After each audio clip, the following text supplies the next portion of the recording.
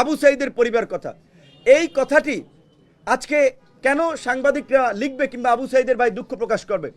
এই দেশের যত গণ আন্দোলন হয়েছে সেই আন্দোলনের শহীদদেরকে নিয়ে ব্যবসা করা হয়েছে।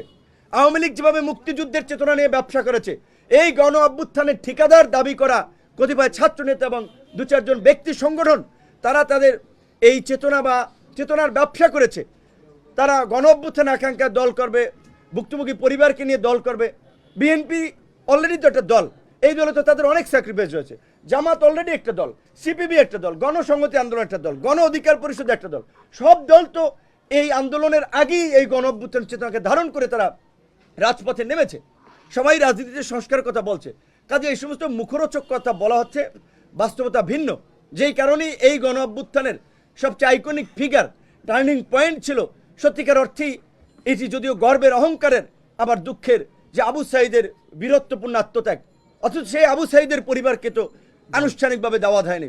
যদি তারা গণ অভ্যুত্থানের চেতনা ধারণ করত, তাহলে ওই মঞ্চে এই শহীদ পরিবারকেই তারা প্রাধান্য দিয়ে সামনে রাখতে পারতো। শুধু আবু সাঈদের পরিবার না, এই পিজি হসপিটাল থেকে কয়েকদিন পর পর আহতরা যমুনার গেটের সামনে আসেন, প্রেস ক্লাবের সামনে আসেন, যে তাদের সুচিকিৎসার দাবিতে। আমরা গত 6 মাসে এই সম্পর্কে ওইভাবে একটি খুব বেশি কথা বলি নাই, যে আমাদের ছোট ভাই সহকর্মী তাদের সম্পর্কে আমাদের বলা ঠিক হবে না। তারা গণ অভ্যুত্থানের এই আহতদের তালিকা নিয়েও যে 9-6 স্বজনপ্রীতি করেছে। যারা তাদের রাজনীতি করবে তাদেরকে একটা ভালো ক্রাইটেরিয়ায় তাদেরকে বিদেশ পাঠানোর প্রাধান্য দেওয়া, যারা তাদের কথা শুনছে না, তাদের রাজনীতিতে যুক্ত হচ্ছে না, তাদেরকে প্রাধান্য দেওয়া হচ্ছে না। এই ঘটনাগুলো আপনারা খোঁজ নেন। এখন তাদের অনেকের ফেসবুক ফলোয়ার আছে, আন্দোলনের কারণে একটা হাইপে ফিগার হয়েছে। এখন তাই বলে আপনারা ভাবছেন যে তাদের বিরুদ্ধে নিউজ করাও ডিফিকাল্ট, বলাও ডিফিকাল্ট না। আপনাদেরকে সত্য উন্মোচন করতে হবে। গণমাধ্যমের শক্তি অনেক, গণমাধ্যমকে আজকে স্বাধীনভাবে কাজ করতে হবে। কয়েকদিন আগে যদিও আমরা দেখেছি বিভিন্ন গণমাধ্যম হাউসে লিস্ট ধরিয়ে দেওয়া হয়েছে, অমুককে চাকরিচ্যুত করেন, অমুকে এই তমুকে এইটা করার কে, যারা এই যে লিস্ট ধরিয়ে দিয়েছে। কাজী গণ অধিকার পরিষদের পক্ষ থেকে এটিও গণমাধ্যমকে এনশিওর করতে চাই, কোনো রাজনৈতিক দলের প্রেসক্রিপশনে কোনো গণমাধ্যম হাউস থেকে কোনো কর্মীকে ছাঁটাই করা চলবে না।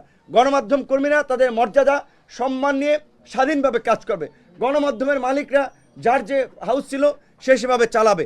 যদি কেউ অপরাধ করে থাকে আইনগতভাবে তার বিরুদ্ধে পদক্ষেপ নেওয়া হবে। কিন্তু কাউকে টাকা দিয়ে পয়সা দিয়ে ম্যানেজ করে ব্যবসা করবে, চালাবে, প্রতিষ্ঠান চালাবে, এই ধরনের অনৈতিক পন্থায় যাবেন না, তারা রেহাই পাবেন না। ছাত্রদেরকে কিছু পয়সা দিয়ে যদি রেহাই পেতে চান, জনতা রুখে দেবে আপনাদেরকে।